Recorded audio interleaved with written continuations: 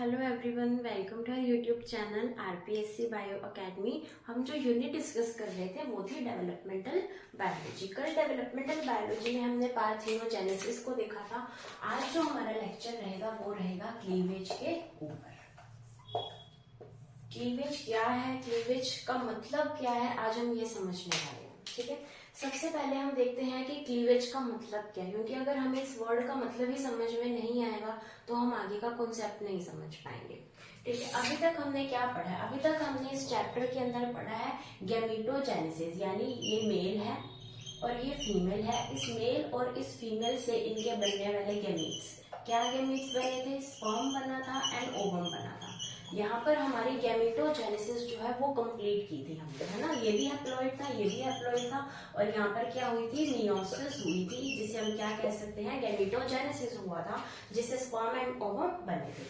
फिर हमने इन sperm and ovum का फ्यूजन करवाकर हमने क्या बनाया था? जायगोट बनाया था।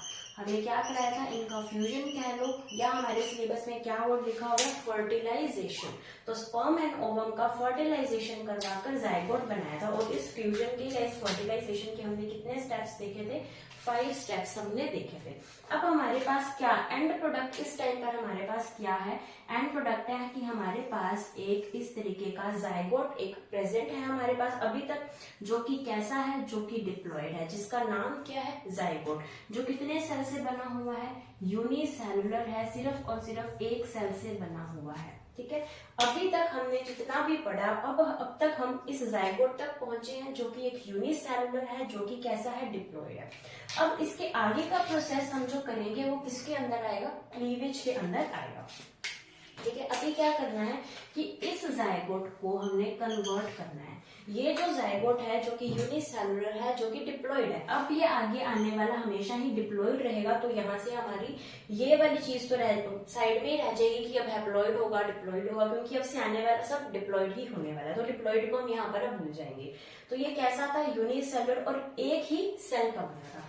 अब इसके अंदर क्या होगा? सेल डिवीजन होगी। ठीक है, सेल डिवीजन होकर क्या बनेगा? सेल डिवीजन होकर बनेगा एक ऐसी ही स्ट्रक्चर, सेम इसी साइज की बनेगी। जितने साइज का जायगोट है उतने साइज की एक और स्ट्रक्चर बनेगी, और उसके अंदर कितने सेल्स होंगे? धीरे धीरे डिवाइड करके इसके अंदर सेल बन जाएंगे अराउंड 16। ठीक है, तो हमने क्या किया? जायगोट से एक सेल डिवीजन करके एक स्ट्रक्चर बनाई है। इस स्ट्रक्चर का नाम हम देंगे मोरूला। क्या नाम दिया हमने? मोरूला नाम दिया है। ठीक है, कितनी सेल है यहाँ पर? 16 सेल है यहाँ पर। किससे बनी है? एक यूनिसेलुलर से। कैसी स्ट्रक्चर बनी है? मल्टी सेलुलर स्ट्रक्चर बनी है। एक यूनिसेलुलर से मल्टी सेलुलर स्ट्रक्चर बनी है। एक सेल से 16 सेल बनी है। ये एक सेल थी, क्या ये अंदर से खोखली है या फिर भरी हुई है? तो ये अंदर से भरी हुई है, एक गेंदनुमा स्ट्रक्चर है, जिसको हम क्या बोल सकते हैं कि ये एक सॉलिड स्ट्रक्चर बनी है। ये कोई भी खोखली होलो स्ट्रक्चर नहीं है। कैसे स्ट्रक्चर है? एक सॉलिड स्ट्रक्चर बनी है, जिसे क्या बोला जाता है? मोरूला कहा जाता है। ठीक है, तो अभी तक हमने क्या देखा? एक जायगोट से एक मल्टीसेलुलर स्ट्रक्चर बनी है जो कि सॉलिड है। एक सेल से 16 सेल बने हैं। नाम इसका क्या दिया? मोरूला। और मोरूला को क्या बोला जाता है कि एक ऐसी स्ट्रक्चर देखने में लगती है शहतूत के जैसी। शहतूत को इंग्लिश में क्या बोलते हैं? मलबरी। तो मलबरी के जैसी एक स्ट्रक्चर हमारे पास अभी तक आ चुकी है, जो कि जायगोट से बनी है। अब क्या होगा कि इसके अंदर भी डिवीजन होगा।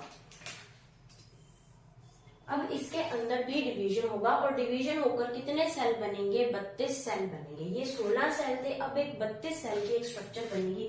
साइज कितना रहेगा? साइज सेम रहेगा।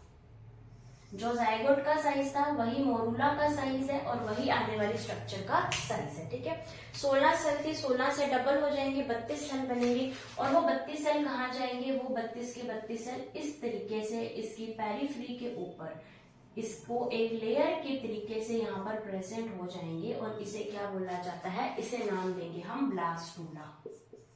क्या नेम दिया हमने इसको? ब्लास्टूला नेम दिया है। और इस ब्लास्टूला में कितने सेल है हमारे पास? 32 सेल है हमारे पास। 32 सेल है हमारे पास। तो क्या क्या ये अंदर से भरी हुई है, यानी क्या ये सॉलिड है? तो नहीं, ये अंदर से कैसी है? ये है अंदर से खोखली। किस क्या कहा हमने? होलो है, अंदर से कैसी है? खोखली स्ट्रक्चर है, भरी हुई थी, सारे अरेंज हो गए, एक लेयर बना दी, 32 सेल की एक लेयर बन चुकी है, अंदर से कैसी है? खोखली। तो ये जो खोखली है इसको क्या नाम दिया जाएगा? इसको नाम देंगे ब्लास्टोसील। क्या नाम दिया जाता है? ब्लास्टोसील। तो ब्लास्टूला के अंदर बनने वाली जो ब्लास्टोसील है वो कौन सी स्टेज में आती है? 32 सेल स्टेज के अंदर आती है। कौन सी ऐसी स्टेज है जिसके अंदर ब्लास्टोसील पाई जाती है? तो वो पाई जाती है ब्लास्टूला के अंदर। ठीक है, उसके बाद हमने देखा मोरूला का बनना। मोरूला कैसा है? एक सॉलिड स्ट्रक्चर है, 16 सेल स्ट्रक्चर है, एक मलबरी के जैसी स्ट्रक्चर है। ठीक है, कहां से बनी? एक जाइगोट से, यानी एक सेल से कितने सेल बनाए हैं हमने? 32 सेल। इस एक सेल से 32 सेल का बनना ही क्या कहलाता है? क्लीवेज कहलाता है। इसे क्या बोलेंगे? इसे बोलेंगे सेल डिवीजन। लेकिन इसे सेल डिवीजन ना बोलकर, क्योंकि सेल डिवीजन और इसमें फर्क रहता है, तो इसे हम सेल डिवीजन ना बोलकर क्या बोलेंगे? क्लीवेज बोलेंगे। और हम इसे क्या बोल सकते हैं? और हम इसे बोल सकते हैं सेलुलेशन। सेलुलेशन का मतलब है नए सेल्स की फॉर्मेशन, सेलुलेशन होना। या हम क्या कह सकते हैं? सेगमेंटेशन, क्योंकि क्या बन रहे हैं? नए नए सेगमेंट्स हमारे सामने आए हैं, तो इसको हमने क्या बोला? सेलुलेशन। इसे हम और क्या कह सकते हैं? सेगमेंटेशन। और क्या कह सकते हैं? क्लीवेज कह सकते हैं। क्या हम इसको सेल डिवीजन कह सकते हैं? तो इसको सेल डिवीजन हम नहीं कह सकते, लेकिन इसका प्रोसेस वही है सेल डिवीजन वाला। लेकिन इसके क्लीवेज में और सेल डिवीजन के अंदर कुछ फर्क है, जो कि हम आने वाली क्लासेस के अंदर, अभी थोड़ी देर में ही हम उसको देखने वाले हैं। तो हमने एक सिंगल सेल जाइगोट से 32 सेल का ब्लास्टूला बनाया है, जो कि कैसा है? एक इसके अंदर कैविटी पाई जाती है, होलो स्ट्रक्चर है जिसे ब्लास्टोसील कहा जाता है। ठीक है, और ये जो हमने बनाई है ये लेयर, इस लेयर को क्या बोला जाता है? ब्लास्टोडर्म कहा जाता है। ठीक है, अब क्या इसके बाद सेल डिवीजन नहीं होगी? क्या ब्लास्टूला के बाद कोई सेल डिवीजन नहीं होगी? तो इसके बाद भी सेल डिवीजन होती हैं, लेकिन उससे ज्यादा यहाँ पर इंपॉर्टेंट है कि यहाँ पर रीअरेंजमेंट्स होती है। किनकी रीअरेंजमेंट्स होती हैं? ये जो भी सेल्स हैं इनकी रीअरेंजमेंट होगी, जिससे हमारे पास एक्टोडर्म, मीजोडर्म और एंडोडर्म की फॉर्मेशन होगी। और इन एक्टोडर्म, मीजोडर्म और एंडोडर्म से ही हमारी पूरी बॉडी की फॉर्मेशन होती है। यानी इसके बाद जो स्ट्रक्चर बनेगी वो बनेगी गैस्ट्रोला। इसके बाद बनेगी गैस्ट्रूला, और गैस्ट्रूला के बाद बनेगी न्यूरूला। यानी स्टेजेस तो इसके बाद भी है, लेकिन हमने क्लीवेज कहां तक बोलना है? जहां तक ब्लास्टूला है। ब्लास्टूला की फॉर्मेशन तक ही क्या होता है? क्लीवेज। उसके बाद भी सेल डिवीजन होती है, लेकिन उसे क्लीवेज नहीं कहेंगे। तो गैस्ट्रूला के अंदर क्या बनती है? गैस्ट्रूला का जो रिजल्ट होता है वो होता है 3 जर्म लेयर्स। कौन कौन सी जर्म लेयर्स बनती हैं? एक्टोडर्म, मीजोडर्म और एंड्रोडर्म, ये जर्म लेयर्स बनती हैं। और न्यूरूला के अंदर क्या होता है? न्यूरूला के अंदर नर्वस सिस्टम हमारा डेवलप होता है, या हम क्या कह सकते हैं कि सेंट्रल नर्वस सिस्टम का ओरिजिन कहाँ से होता है? इस न्यूरूला स्टेज से सेंट्रल नर्वस सिस्टम का ओरिजिन होता है। ठीक है, और ये जो क्वेश्चन है सेंट्रल नर्वस सिस्टम का ओरिजिन, ये जो आपकी स्टेट वाली जो पीजीटी होती है उसके अंदर ये क्वेश्चन आ चुका है। तो क्या होता है? ब्लास्टूला से बनता है गैस्ट्रूला।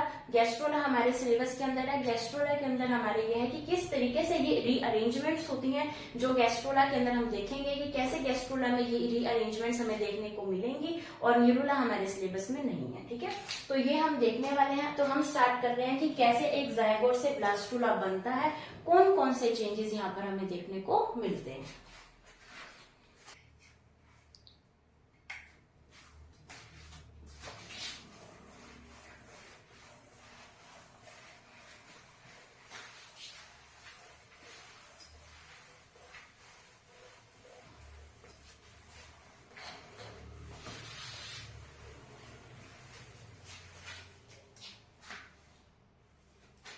ठीक है, तो हमने यहाँ पर क्या बनाया था? सबसे पहले हमने देखा था एक जाइगोट था, उस जाइगोट से हमने बनाया था मोरूला, और मोरूला से बनाया था हमने ब्लास्टूला। यही देखा हमने क्लीवेज। क्लीवेज का मतलब यही है जाइगोट से ब्लास्टूला का बनना। ठीक है, तो अब इसके अंदर कौन कौन से चेंजेस आए हैं हम उसको डिस्कस करते हैं। सबसे पहला चेंज ये देखा गया है कि एक यूनिसेलुलर स्ट्रक्चर जो है वो कन्वर्ट हो चुकी है किसके अंदर? एक मल्टी सेलुलर स्ट्रक्चर के अंदर। ठीक है, इसके अंदर क्या हुआ? पहले एक सेल था, फिर 16 सेल बने, कैसी स्ट्रक्चर थी, सॉलिड स्ट्रक्चर थी, अंदर से खोखली नहीं थी। फिर 32 सेल बने जो कि कैसी हो गई, होलो हो गई, ठीक है, कैसी हो गई, होलो हो गई। और इसके अंदर जो होलो कैविटी है उसका नाम क्या है, ब्लास्टोसील, ठीक है। सबसे पहला चेंज हमने ये देखा। उसके बाद क्या इसके अंदर कोई और भी चेंजेस हुए, तो फर्स्ट चेंज हमने ये देखा। सेकंड चेंज हमने ये देखा कि जब जायगोट से ब्लास्टुला बना तो यहाँ पर जो है शेप ऑफ, जो इसकी शेप रही थी वो शेप के अंदर कोई भी चेंज हमें देखने को नहीं मिला।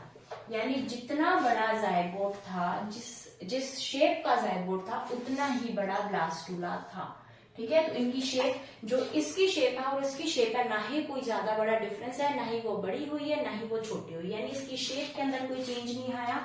इसके साइज के अंदर हमें कोई भी चेंज देखने को नहीं मिला, ठीक है। तो चेंज यहाँ पर तो हुआ है क्योंकि यहाँ पर ये कैसी थी, एक सेल थी, लेकिन यहाँ पर तो ये 32 सेल बन गई, है ना। तो यहाँ पर तो 32 सेल बन गई थी, यानी चेंज तो हुआ है लेकिन शेप के अंदर चेंज नहीं हुआ, ठीक है। तो यहाँ पर नंबर ऑफ सेल्स अगर बड़े हैं तो हम क्या कह सकते हैं कि जो सेल है, सेल की जो शेप है या सेल का जो साइज है, सेल का साइज घटा है, एक सेल का साइज घटा है। यहाँ पर एक सेल का साइज इतना था और यहाँ पर एक सेल का साइज सिर्फ इतना है। तो सेल का साइज घटा है लेकिन इसकी जो शेप है वो चेंज नहीं हुई है। पहले भी इतनी थी, अब भी इतनी है। पहले इतनी स्पेस पर सिर्फ एक सेल था, अब इतनी ही स्पेस पर कितने सेल है, 32 सेल है। तो इस सेल का साइज जो है वो डिक्रीज होगा, इसकी शेप जो है वो चेंज नहीं होगी, साइज जो है वो चेंज नहीं होगा, बस सेल का ही चेंज होगा। उसके अलावा यहाँ पर हमने क्या देखा, उसके अलावा हमने ये देखा कि यहाँ पर जो न्यूक्लियस है वो डिवाइड हो जा रहा है। न्यूक्लियस जो है वो कंप्लीटली डिवाइड हो रहा है, ठीक है। न्यूक्लियस डिवाइड हो रहा है लेकिन जो साइटोप्लाज्म है, ये साइटोप्लाज्म कंटेंट उतना का उतना ही है।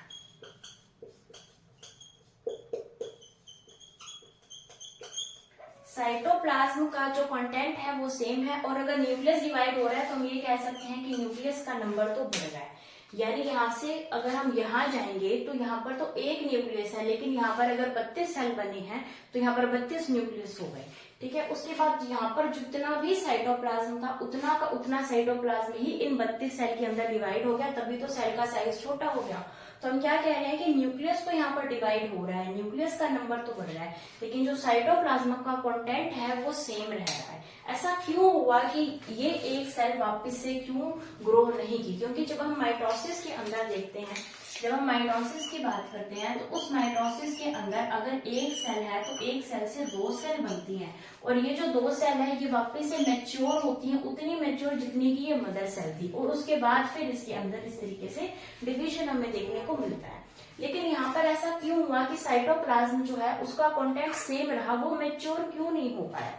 तो इसका रीजन ये है कि यहाँ पर जो इंटरफेज है, सेल, जब हम सेल साइकिल पढ़ेंगे तो सेल साइकिल के अंदर हम देखेंगे कि कैसे इंटरफेज आती है। एक G1 फेज होती है, S फेज होती है, G2 फेज होती है, तो बहुत सारी फेजेस हम देखेंगे। तो उसके अंदर एक फेज आती है इंटरफेज, इसे क्या बोला जाता है, रेस्टिंग स्टेज। यहाँ पर सेल रेस्ट करता है। तो इंटरफेज जो है इसके अंदर वो क्या होती है, स्मॉल होती है। यानी जो भी मैंने अभी स्टेजेस का नाम लिया, G1 phase, G1S, G2 interphase, एक सेल को डिवाइड करने के लिए इन फेजेस से गुजरना जरूरी है। कोई भी सेल को डिवाइड करना है तो उसको इन स्टेजेस से निकलना जरूरी है। अब इन स्टेजेस से निकलने के लिए यहाँ पर जो इंटरफेस है ना वो बड़ी होती है, लेकिन यहाँ पर इस क्लीवेज के अंदर सेल डिवीजन तो हो रहा है, यानी ये जाएगा इस फेज से, जब ये जाएगा तो यहाँ पर इंटरफेस जो है उसकी अवधि क्या हो जाएगी, कम हो जाएगी। यहाँ पर G1 एंड G2 फेज जो है वो एब्सेंट होती है। G1 एंड G2 फेज के अंदर अगर हम ऊपर से देखें तो क्या होता है, तो G1 एंड G2 फेज के अंदर यहाँ पर ग्रोथ देखने को मिलती है। यानी यहाँ पर ये डिवाइड हुए तो उसके बाद इनको जो ग्रो करना है, इनको अपना साइज मेंटेन करना है, इनको अपना साइटोप्लाज्म बढ़ाना है, तो वो G1 एंड G2 फेज के अंदर होता है। और G1 एंड G2 फेज ही अगर इनके अंदर एब्सेंट है तो साइटोप्लाज्म बनाने का इनके पास टाइम ही नहीं है। अब साइटोप्लाज्म नहीं बनेगा तो साइटोप्लाज्म कैसा रहेगा, उसी अमाउंट में रहेगा जिस अमाउंट में जायगोट में था और जिस अमाउंट में ब्लास्टुला में है। तो जायगोट का कंटेंट सेम रहेगा। तो यहाँ पर सिर्फ कौन सी फेज हमें सही से देखने को मिल रही है, तो एस फेज। एस फेज के अंदर होता क्या है, एस फेज के अंदर होता है सिंथेसिस। किसका सिंथेसिस हो रहा है, डीएनए का, यानी डीएनए यहाँ पर जो है वो बारी बारी डिवाइड कर ही जा रहा है, डीएनए का डुप्लीकेशन हो ही जा रहा है, हमारे पास न्यूक्लियस जो है वो डिवाइड हो रहे हैं, न्यूक्लियस का नंबर बढ़ रहा है, साइटोप्लाज्म का नंबर उसी तरीके से सेम है। ठीक है, तो ये किसके अंदर हमने देखा, ये देखा क्लीवेज के अंदर कौन कौन से मेन डिफरेंसेस होते हैं। तो यहाँ पर यूनिसेलुलर से एक मल्टी सेलुलर स्ट्रक्चर बनी है, एक होलो स्ट्रक्चर बनी है, जिसके अंदर की कैविटी क्या है, ब्लास्टोसील, जिसके ऊपर हमने इस तरीके से इसकी एक लेयर बनाई थी। इस लेयर का नाम क्या है, इस लेयर का नाम है ब्लास्टोडर्म। और इसके अंदर जो एक सेल है उस सेल को क्या बोलेंगे हम, ब्लास्टोमियर कहा जाता है। उस एक सेल को ब्लास्टोमियर कहेंगे। बीच वाली जो कैविटी है उसका नाम क्या है, ब्लास्टोसील है। ठीक है, तो ये हमने देखे कौन कौन से मेजर चेंजेस हो गए हैं। तो क्या अब हम इसको सेल डिवीजन बोल सकते हैं, क्या हम इसको एक माइटोसिस में गिन सकते हैं।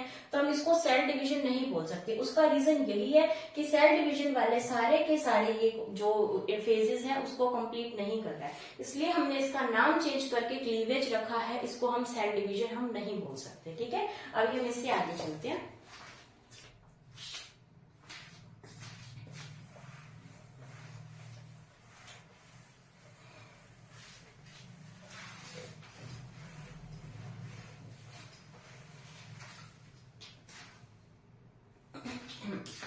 अब जैसे इस जाइगोट से ब्लास्टुला बना, तो यहाँ पर हमने क्या कहा कि यहाँ पर एस फेज जो थी जो बिल्कुल सही तरीके से हुई है, और एस फेज के अंदर क्या हुआ है, हमारा डीएनए बना है, डीएनए की डुप्लीकेशन हुई है, हमारे न्यूक्लियस डिवाइड हुआ है। एस फेज के अंदर एक तो ये काम होता है, उसके अलावा यहाँ पर कुछ प्रोटीन की सिंथेसिस भी होती है जिसका नाम क्या है, ट्यूबुलिन प्रोटीन।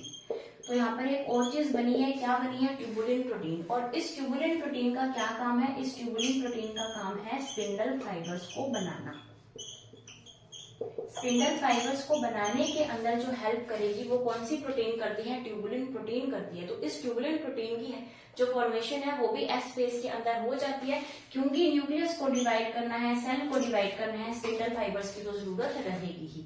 तो स्पिंडल फाइबर्स की जरूरत थी, ट्यूबुलिन प्रोटीन की सिंथेसिस यहाँ पर हो गई है। अब इसके अंदर हमने क्या कहा कि यहाँ पर जो था न्यूक्लियस जो था वो कम था और जो साइटोप्लाज्म था वो ज्यादा था। न्यूक्लियस कम था, साइटोप्लाज्म ज्यादा था। तो N/C का रेशो कैसा रहेगा, डिक्रीजिंग रहेगा। N/C, nucleus to cytoplasmic ratio कम रहेगा। और अगर हम इसका उल्टा कर दें, साइटोप्लाज्म टू न्यूक्लियस रेशो, तो हम ये कह सकते हैं कि ये बड़ा हो जाएगा। यानी ऊपर वाली संख्या अगर छोटी है, नीचे वाली संख्या अगर बड़ी है, तो रिजल्ट हमेशा कम आता है, एक से कम आता है, यानी ये कैसी है, डिक्रीजिंग। और अगर ऊपर वाली संख्या ज्यादा है, नीचे वाली संख्या कम है, तो हमेशा ये कैसा आएगा, इंक्रीजिंग, एक से बड़ा आएगा। ठीक है, तो यानी यहाँ पर क्या है कि न्यूक्लियस तो कम है लेकिन साइटोप्लाज्म ज्यादा है, इसलिए N/C रेशो पहले कैसा था, डिक्रीजिंग था, जब हम किसकी बात कर रहे थे, जाइगोट की। लेकिन जैसे जैसे हम ब्लास्टुला की तरफ बढ़े, इस ब्लास्टुला में क्या हुआ कि न्यूक्लियस का नंबर क्या हो गया, बढ़ गया। न्यूक्लियस का नंबर जो है वो बढ़ गया, लेकिन जो साइटोप्लाज्म का नंबर है वो सेम रहा। यानी ऊपर वाली संख्या बढ़ रही है, नीचे वाली संख्या बढ़ नहीं रही है। तो ऊपर वाली संख्या बढ़ने से क्या होगा कि जैसे जैसे हम बढ़ते जाएंगे तो ये जो रेशो है ये बढ़ता जाएगा, या हम क्या कह सकते हैं, C/N रेशो क्या करता जाएगा, घटता जाएगा। दोनों ही स्टेटमेंट सही है। न्यूक्लियस टू साइटोप्लाज्मिक रेशो बढ़ेगा, साइटोप्लाज्मिक टू न्यूक्लियर रेशो घटेगा। ठीक है, क्योंकि यहाँ पर किसका नंबर बढ़ रहा है, इस न्यूक्लियस का नंबर बढ़ रहा है।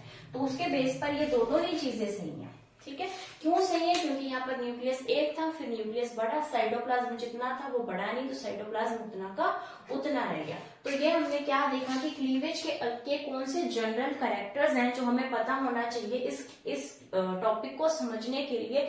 तो इससे हमारा क्या हुआ कि एक प्रॉपर कॉन्सेप्ट क्लियर हो गया। अब हम क्लीवेज को जैसे जैसे पढ़ते जाएंगे, इसके प्लेन्स पढ़ेंगे, इसके पैटर्न्स पढ़ेंगे, तो वो हमारे सामने उसकी एक बिल्कुल क्लियर इमेजेस दिखेंगे। ठीक है, तो अभी हम इसके बाद यहाँ पर एक क्वेश्चन आया हुआ था, हम वो भूल चुके हैं यहाँ पर लिखना, कि जो यहाँ पर ग्रोथ हुई है ये जाइगोट से बना है मोरूला, मोरूला से बना है ब्लास्टुला। तो जाइगोट से ब्लास्टुला बना है, तो यहाँ पर क्या हुई है, यहाँ पर सेल डिवीजन हुई है, लेकिन हम इसको प्रॉपर नेम नहीं देंगे। प्रॉपर नेम क्यों नहीं देंगे, क्योंकि यहाँ पर सिर्फ एस फेज थी, G1 G2 फेज नहीं थी, इंटरफेस बहुत छोटी थी। तो ये सेल डिवीजन हुई है। तो ये है कि क्या ये विद ग्रोथ हुई है या फिर ये विदाउट ग्रोथ हुई है। और ये जो क्वेश्चन है ये ग्रेड 1 2011 के अंदर पूछा जा चुका है कि क्लीवेज के अंदर, इसकी डेफिनेशन ही पूछी गई है कि क्लीवेज के अंदर सेल डिवीजन विद और विदाउट ग्रोथ होता है। तो सेल डिवीजन तो हो रहा है लेकिन वो विदाउट ग्रोथ हो रहा है। तो क्लीवेज क्या है? क्लीवेज है सेल डिवीजन विदाउट ग्रोथ। ठीक है, तो ये क्वेश्चन यहाँ से पूछा गया था तो इसलिए मैंने आपको बता दिया। अब हम चलते हैं इसके आगे कि क्या क्लीवेज करने के लिए कोई लॉज भी हैं, कोई रूल्स भी हैं, तो हम उनको डिस्कस करते हैं।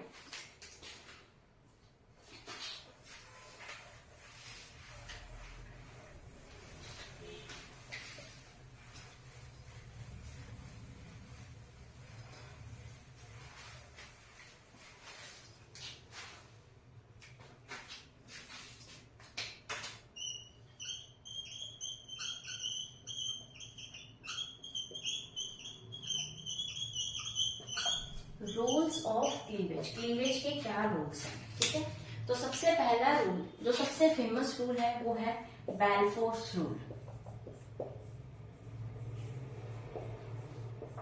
बेल्फोर्स रूल, और ये जो रूल है, ये रूल से क्वेश्चन आ चुका है ग्रेड 1 में ही। तो ग्रेड 1 में ही पूछा गया था बेल्फोर्स रूल क्या है। ठीक है, तो बेल्फोर्स रूल को अगर हम समझे तो ये कहता है कि जो रेट ऑफ क्लीवेज है, जो रेट ऑफ क्लीवेज है वो इनवर्सली प्रोपोर्शनल है किसके? अमाउंट ऑफ योग के। योग क्या था? योग था रिजर्व फूड मटेरियल जो एक एम्ब्रियो के अंदर प्रेजेंट होता है, जो आने वाला एम्ब्रियो है उसको क्या प्रोवाइड करवाएगा? नरिशमेंट प्रोवाइड करवाएगा। तो जहां पर योग प्रेजेंट है, जहां पर रिजर्व फूड प्रेजेंट है, वहां पर जो क्लीवेज है वो कम होगा। जहां पर योग कम है वहां पर क्लीवेज ज्यादा होगा। ऐसा कैसे? ये बहुत ही एक कॉन्सेप्चुअल सी चीज है, क्योंकि अगर हम यहाँ पर किसी एक एम्ब्रियो को, किसी एक जायगोट की स्ट्रक्चर बनाते हैं और हमने कहा कि यहाँ पर सारा क्या प्रेजेंट है? योग प्रेजेंट है। इस साइड में हमने टीलोलेसिकल एग्स बनाए थे ना, तो टीलोलेसिकल एग्स के अंदर क्या है कि यहाँ पर हमारा क्या प्रेजेंट है? ये योग प्रेजेंट है। ठीक है, और फ्यूजन होने के बाद जो है यहाँ पर क्या बन गया? ये जायगोट बन गया। ठीक है, अब यहाँ पर क्या प्रेजेंट है? योग। जायगोट हमारा यहाँ पर बना है। ठीक है, तो अगर क्लीवेज होगा तो क्लीवेज होने के लिए क्या चाहिए? साइटोप्लाज्म भी चाहिए हमें। क्लीवेज होने के लिए क्या चाहिए? साइटोप्लाज्म चाहिए और न्यूक्लियस हमें चाहिए। तो साइटोप्लाज्म और न्यूक्लियस के बिना तो क्लीवेज हो ही नहीं सकता। क्लीवेज सेल डिवीजन करेंगे किसका? सेल डिवीजन साइटोप्लाज्म का होगा, साइटोकाइनेसिस होगी और यहाँ पर कैरियोकाइनेसिस होगी। इन्हीं दोनों से सेल डिवीजन होता है। तो यहाँ पर साइटोप्लाज्म भी बहुत कम अमाउंट में, यहाँ पर तो साइटोप्लाज्म भरा पड़ा है, तो साइटोप्लाज्म यहाँ पर बहुत कम अमाउंट में, और हम कह सकते हैं न्यूक्लियस भी यहाँ पर नहीं दिख रहा हमें। तो यहाँ पर योग ज्यादा है, रिजर्व फूड मटेरियल ज्यादा है, साइटोप्लाज्म भी कम है, न्यूक्लियस भी कम है। तो यहाँ पर क्लीवेज कैसे हो पाएगा? क्लीवेज तो वहां होगा जहां पर इसको सारी की सारी रिक्वायरमेंट्स इसकी कंप्लीट हो रही है, जहां पर इसके पास न्यूक्लियस है, जहां पर इसके पास साइटोप्लाज्म है, जहां पर इसके पास ट्यूबुलिन प्रोटीन इसको मिलेगा, जहां पर इसके पास स्पिंडल फाइबर्स होंगे, वहीं पर तो हो पाएगा ना सेल डिवीजन। तो सेल डिवीजन की रिक्वायरमेंट्स ही जब यहाँ कंप्लीट हो रही है तो वो यहाँ पर सेल डिवीजन कैसे कर पाएगा? यानी यहाँ पर क्लीवेज का अमाउंट जो है वो कम होगा, रेट ऑफ क्लीवेज यहाँ पर कम होगी, यहाँ पर ज्यादा होगी। और यही चीज उसने, बेल्फोर्स ने ये चीज एक्सपेरिमेंट करके और ये बताई और इसने अपना रूल बना दिया बेल्फोर्स रूल। यानी क्लीवेज की रेट हमेशा अमाउंट ऑफ योग के इनवर्सली प्रोपोर्शनल होगी। ठीक है,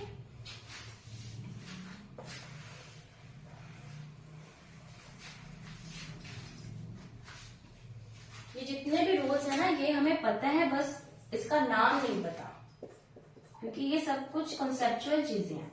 हार्डविग्स रूल, हार्डविग्स ने क्या कहा? हार्डविग ने भी अपना एक रूल बनाया। तो इसने ये कहा कि जो क्लीवेज है, जो रेट ऑफ क्लीवेज है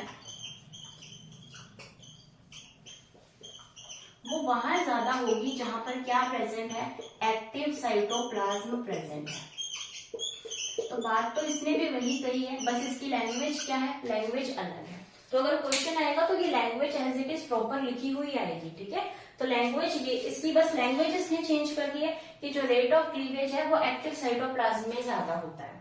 अब ये इसका मतलब भी अगर हम समझे तो इसका कहने का मतलब है कि अगर मेरे पास एक ये सेल है, एक एग है, और अगर मेरे पास ये एग है, ठीक है, ये दोनों एग फर्टिलाइज्ड है। ठीक है, तो फर्टिलाइज्ड एग के अंदर क्या हुआ कि ये एग मैंने ले लिया माइक्रोलेसिकल,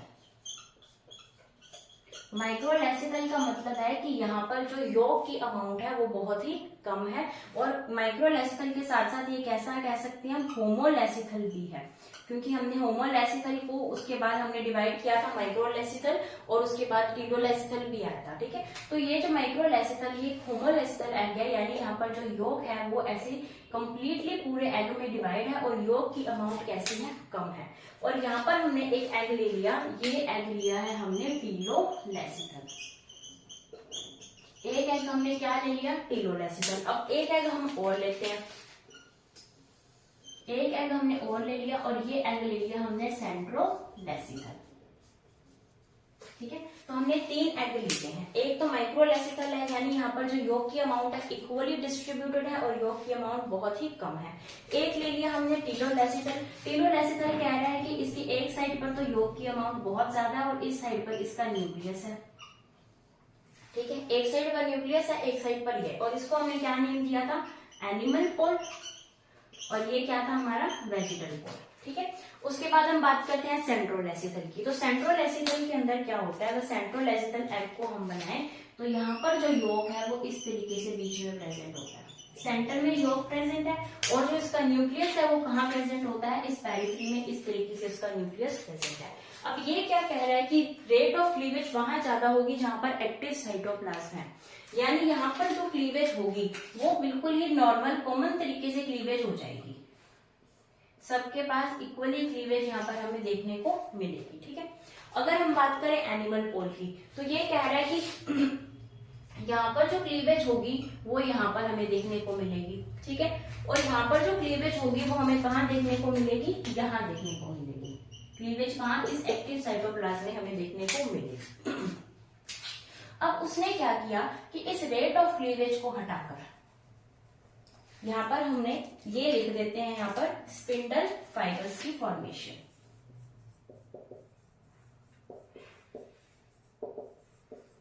ठीक है। अगर हमने यहाँ पर स्पिंडल फाइबर्स लिख दिया तो भी चीज तो वही रही, क्योंकि क्लीवेज कहाँ होगा, जहां पे क्या बनेंगे, स्पिंडल फाइबर्स बनेंगे, ठीक है। यानी अगर यहाँ पर इस सेल को डिवाइड करना है तो इसके स्पिंडल फाइबर्स इस तरीके से बनेंगे,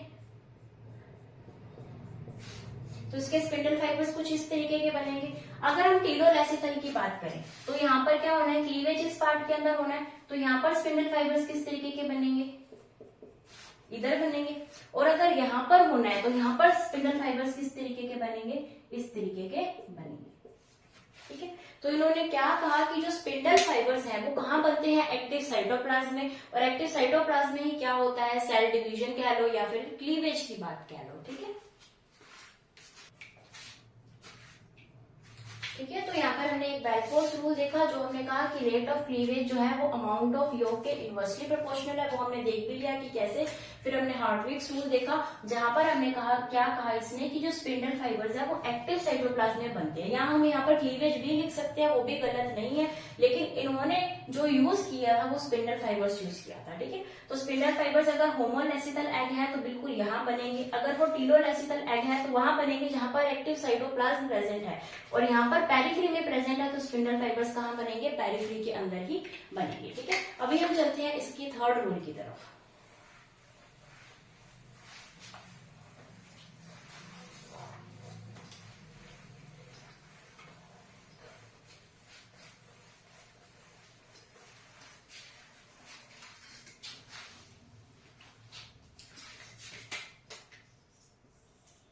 थर्ड रूल है सैक्स लॉ। सैक्स लॉ क्या बोलता है, सैक्स लॉ के अकॉर्डिंग ये है कि एक मदर सेल से, इसकी अराउंड 3 स्टेटमेंट्स थी। तो फर्स्ट स्टेटमेंट ये है कि मदर सेल से 2 डॉटर सेल्स बनते हैं, सेम जैसे सेल डिवीजन में होता है बिल्कुल वैसे ही इसने बोला कि एक मदर सेल से 2 मदर सेल बनते हैं। सेकेंड स्टेटमेंट इनकी ये थी कि अगर कोई भी सेल है, जो भी डॉटर सेल न्यू बना है, ये जो डॉटर सेल है इसकी शेप कैसी होगी, सबकी इक्वल होगी, और शेप कैसी होगी, स्फेरिकल, सारे सेल इक्वल होंगे और शेप कैसी होगी, स्फेरिकल होगी। सेकेंड स्टेटमेंट इनकी ये थी। और अगर हम बात करें थर्ड स्टेटमेंट की, तो थर्ड स्टेटमेंट इनकी ये थी कि अगर कोई सेल डिवीजन इस तरीके से हो रहा है, यानी अगर ये सेल है, अगर इसका कोई सेल डिवीजन इस तरीके से हो रहा है तो इसका जो नेक्स्ट सेल डिवीजन होगा वो नेक्स्ट सेल डिवीजन इस तरीके से होगा। यानी फर्स्ट एंड सेकंड जो डिवीजन है उसके अंदर 90 डिग्री का एंगल होना जरूरी है। यानी जो सेकंड क्लीवेज होगी वो फर्स्ट क्लीवेज के 90 डिग्री एंगल पर होगी। यानी अगर ये पहले सेल इस तरीके से डिवाइड हुआ है, इस तरीके से यहाँ पर डिवाइड हुआ है, तो उसके बाद ये सेल इस तरीके से यहाँ पर ऐसे डिवाइड होगा। तो ये चीज बोल रहा है कि सेकंड क्लीवेज प्लेन जो है वो फर्स्ट क्लीवेज प्लेन के बिल्कुल 90 डिग्री पर होगा। ठीक है, तो इसकी ये बात भी सच निकली है, इसकी ये बात भी सही निकली, लेकिन ये बात सही नहीं निकली, क्योंकि हम अभी आगे पढ़ने वाले हैं कि ऐसा जरूरी नहीं है कि सेकंड क्लीवेज फर्स्ट क्लीवेज के 90 डिग्री पर ही हो। इस बात का खंडन हम क्लास में करने वाले हैं कि ऐसा जरूरी नहीं है, लेकिन इन्होंने ऐसा कहा था। क्या कहा था कि मदर सेल से 2 डॉटर सेल्स बनती हैं और सेल जो होते हैं न्यूली वो स्फेरिकल होते हैं, इक्वल होते हैं। और जो थर्ड इनकी स्टेटमेंट थी कि सेकंड क्लीवेज का जो प्लेन है वो फर्स्ट क्लीवेज ऑफ प्लेन की 90 डिग्री पर होगा, ये बात इनकी बाद में खंडित की गई थी। ठीक है, तो अभी हम पढ़ते हैं कि क्लीवेज के कौन कौन से प्लेन्स होते हैं।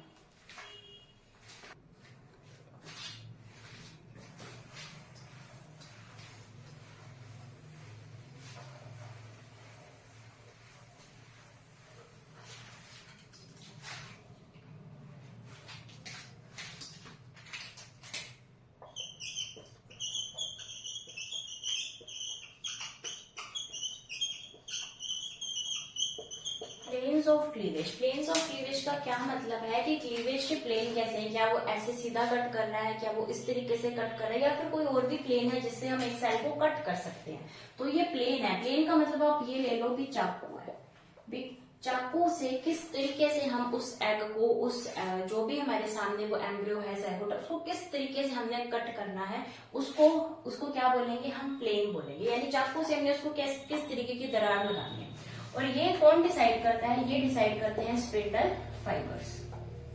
कौन डिसाइड करेगा, स्पिंडल फाइबर्स डिसाइड करेंगे कि स्पिंडल फाइबर्स किस दिशा में बन रहे हैं, उस दिशा में ही क्या होगा, क्लीवेज का प्लेन होगा। तो प्लेन ऑफ क्लीवेज डिसाइड कौन करेगा, स्पिंडल फाइबर्स। और प्लेन ऑफ क्लीवेज का मतलब हमने चाकू लेकर उसको किस प्लेन के अंदर काटना है, किस सतह से काटना है वो। ठीक है, अगर हम प्लेन्स ऑफ क्लीवेज की बात करें तो यहाँ पर हमें 4 प्लेन ऑफ क्लीवेज मिलते हैं। Meridional,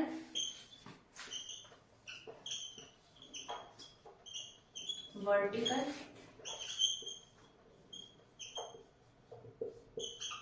equatorial, latitudinal. तो हमारे पास क्या आ चुके हैं, 4 प्लेन आ चुके हैं क्लीवेज के। ठीक है, तो सबसे पहला क्लीवेज हम देखते हैं कि यहाँ पर एक एग है जो कि कैसा है, एक फर्टिलाइज्ड एग हमारे पास है।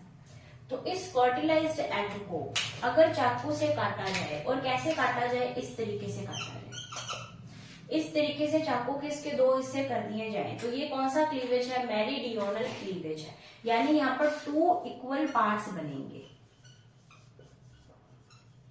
2 इक्वल पार्ट्स बनेंगे मेरिडियोनल क्लीवेज में। अगर उसको बिल्कुल बीच से चाकू से काट दिया जाए तो वो क्लीवेज कौन सा है, मेरिडियोनल प्लेन ऑफ क्लीवेज है। अब अगर हम वर्टिकल की बात करते हैं तो ये हमारे पास फिर से एक फर्टिलाइज्ड एग है। तो ये हमारे पास एक फर्टिलाइज्ड एग है। अब इसको हमने कट करना है। अब इसको हम बीच में से कट नहीं कर सकते, बस सिर्फ एक यही चीज है कि कट तो हमने इसको इसी तरीके से ही करना है, लेकिन बीच में से नहीं कर सकते। हम हो सकता है यहाँ से कट कर दे, हो सकता है हम यहाँ से कट कर दे, हो सकता है यहाँ से कर दे, हो सकता है यहाँ से कर दे, हो सकता है यहाँ से कर दे, लेकिन बीच में से कट नहीं कर सकते। यानी 2 इक्वल पार्ट्स नहीं बनने चाहिए। ठीक है, तो यहाँ पर बनेंगे 2 अनइक्वल पार्ट्स। इसे क्या बोला जाता है, वर्टिकल प्लेन ऑफ जो है cleavage. Vertical plane of cleavage बोला जाता है कि हमने इक्वल पार्ट्स में डिवाइड नहीं करना, कट इसी तरीके से करना है, लेकिन इक्वल पार्ट्स नहीं बनने चाहिए। तो ये कौन सा है, वर्टिकल। फिर हमने एक और एग लिया जो कि फर्टिलाइज्ड एग है। इसको हमने कट किया। अब हमने इसको कट करना है, और इसको हम कट कैसे करेंगे, इस तरीके से, बिल्कुल बीच में से इस तरीके से हमने कट किया है। और यहाँ पर क्या बनेंगे, 2 इक्वल पार्ट्स बन जाएंगे या 2 इक्वल हाफ बन जाएंगे।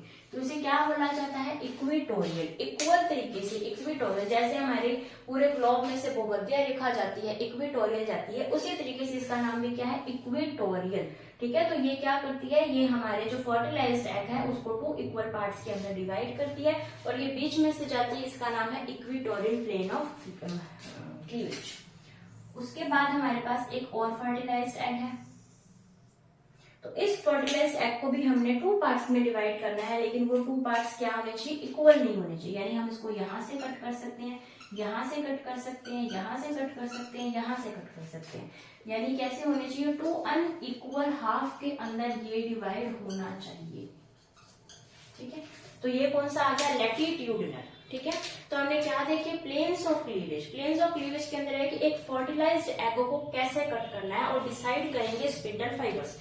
स्पिंडल फाइबर्स कैसे, कि अगर एक स्पिंडल फाइबर जो है, स्पिंडल फाइबर्स इस तरीके से अरेंज हो गए तो ये कट अपने आप ही इस तरीके से हो जाएगा, और अगर स्पिंडल फाइबर्स इस तरीके से अरेंज हो गए तो कट अपने आप ही इस तरीके से हो जाएगा। ठीक है, तो वो कौन डिसाइड करेगा कि स्पिंडल फाइबर्स की अरेंजमेंट किस तरीके की तरफ जा रही है। तो प्लेन है मेरिडियोनल, बिल्कुल बीच में से 2 कट करने हैं, वर्टिकल बीच में से तो करने हैं लेकिन बीच में से नहीं होने चाहिए, करने बिल्कुल वर्टिकल तरीके से, लेकिन 2 अनइक्वल पार्ट्स में वो डिवाइड होना चाहिए। इक्वेटोरियल बिल्कुल इस तरीके से बीच में से करना है कि 2 हेमिस्फीयर बन जाए। उसके बाद लैटिट्यूडिनल के अंदर क्या करना है कि बीच में से नहीं कट करना, ऊपर या नीचे से कट कर देना है। ठीक है, तो ये देखिए हमने प्लेन्स ऑफ क्लीवेज। अब आगे वाले चैप्टर के अंदर हम इस क्लीवेज को खत्म करेंगे और ब्लास्टूडा को हम स्टार्ट करेंगे। तब तक आप वीडियो को लाइक कीजिए, शेयर कीजिए, हमारे चैनल को सब्सक्राइब कीजिए। Thank you.